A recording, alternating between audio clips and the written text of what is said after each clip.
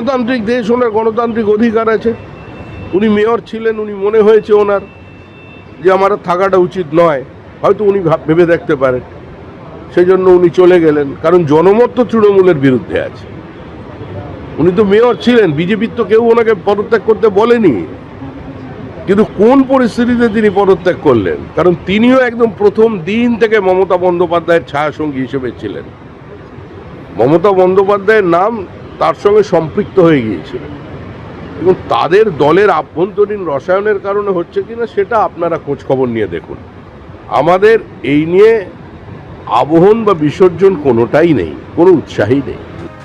বিধাননগর পৌর নিগমের মেয়র কৃষ্ণা চক্রবর্তীর পদত্যাগ ব্যক্তিগত কারণ দেখে পদত্যাগ করলেন তিনি। পদত্যাগের পর কৃষ্ণা চক্রবর্তীর প্রতিক্রিয়া, কাউন্সিলর হিসেবে কাজ চালিয়ে যাব।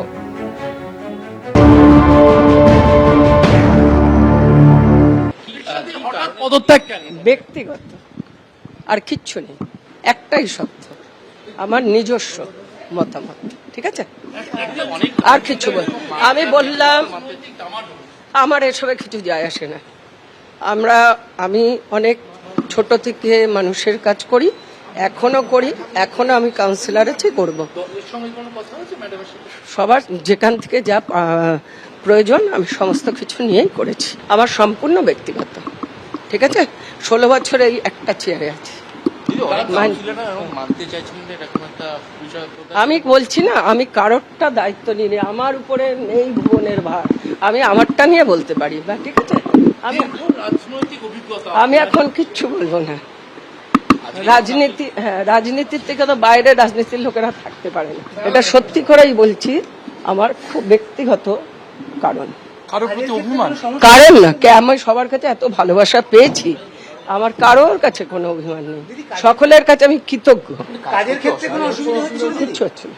আমি কিছুটা সময় নিজের জন্য দিতে চাই, এবং যতদিন মেয়র ছিলাম মানুষের কাজ করেছি, আর এখন আমি কাউন্সিলর হিসেবে কাজ করব।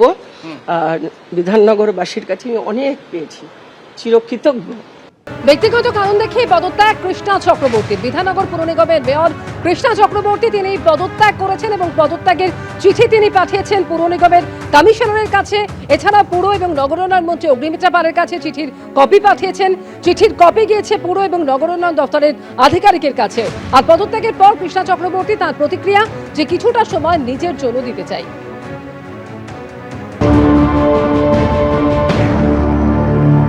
আলোচনা করার তো কোনো বিষয়বস্তু নেই। আমার যেখানে যা করার আমি সব করেছি। আমার বক্তব্য যে আমি কি করবো, আমি কি ঢাক বাজাবো না আমার পাবলিসিটির জন্য আমি লোককে বলবো দাঁড়াও আমি পদত্যাগ করছি, সম্পূর্ণ আমার ব্যক্তিগত কারণে। এবং আমি কাউন্সিলর হিসেবে মানুষের আরও বেশি যতদিন আছি কাজ করতে পারবো। আমি সকাল থেকে আমার ওয়ার্ড অফিসে থাকি, দুপুরবেলা আমি আমার কর্পোরেশনে যাই, মানুষের কাজ করি, যতক্ষণ লাগে মানুষ আসে কথা বলে করি। এবারে পরিপূর্ণ পরিষেবা দেওয়াটা সত্যি মুশকিল। একটা সরকার আসছে এবং সমস্ত মানুষের মধ্যেই একটা অন্যরকম ভাব। অতএব আমার মনে হচ্ছে যে আমি এই জায়গাটাতে এখন আর কমফর্ট ফিল করছি না। এর কি আছে, জীবনটা নিজের মতন তৈরি করে নিতে হয়, মানিয়ে নিতে হয়, চলতে হয়। সারা জীবন কি এক চেয়ারে বসে থাকা যায়? যায় না। এবিপি আনন্দ, এগিয়ে থাকে, এগিয়ে রাখে।